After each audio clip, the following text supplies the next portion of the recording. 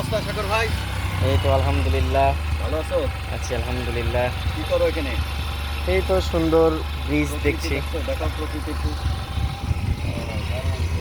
এই এরিয়া অনেক সুন্দর। উম, এখানকার এরিয়া একবার দেখি ওরে মাছ কত বড় তো এর মধ্যে, উম, বিশাল মাছ। অনেক বড় একটা মাছ দেখতে পাইছি আমি। সাগর ভাইয়া,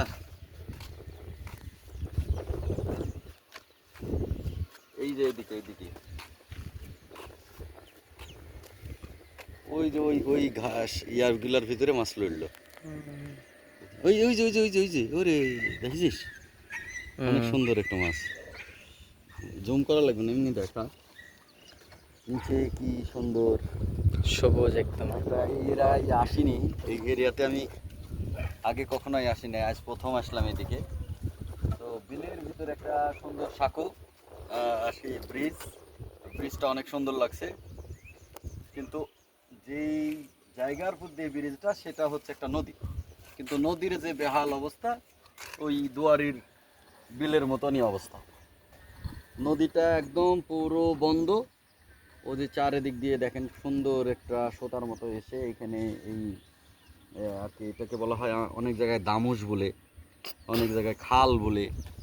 তো আসলে এই খালের উপরে দাঁড়িয়ে আছি, কিন্তু খালটা বন্ধ প্রায়। জঙ্গল, বটপানা, বিভিন্ন আগাছায় এই খালটা বন্ধের পথে। তাই এইগুলোতে সরকার উদ্যোগ নিলে অবশ্যই ভালো কিছু করতে পারে। কিন্তু আসলে আমাদের দেশে যেই আসে তারাই নিজেদের চিন্তা করে, দেশের চিন্তা আসলে খুব একটা করে না। যার কারণে আমরা এই সব পরিস্থিতির শিকার হয়ে থাকি। আমাদের দেশের নদীগুলো মরে যাচ্ছে, এর একটাই কারণ যে মানুষের সচেতনতা নাই, মানুষ সচেতন নয়, দেশের সরকারও সচেতন নয়। মানে সব দিক দিয়েই আমরা আর কি বিপদের দিকে থাকি। তারপরেও সরকার চেষ্টা করছে, ইনশাল্লাহ অনেক ভালো কিছু করার চেষ্টা করছে। তো আমাদের সহযোগিতা সবার উপরেই থাকতে হবে। কিন্তু আমাদের এই যে দেশের, আমাদের গ্রামের আশপাশের জিনিসগুলো এই নজরদারিতে এখনও আমরা কাউকে পাইনি। তবে এই যে ব্রিজটা করেছে, এটা অবশ্যই একটা ভালো কাজ করেছে। এটার জন্য যেই সরকার করেছে বা যেই করুক, তাদেরকে বাহবা দিতে হয়। তো ধন্যবাদ সবাইকে। আসসালামু আলাইকুম।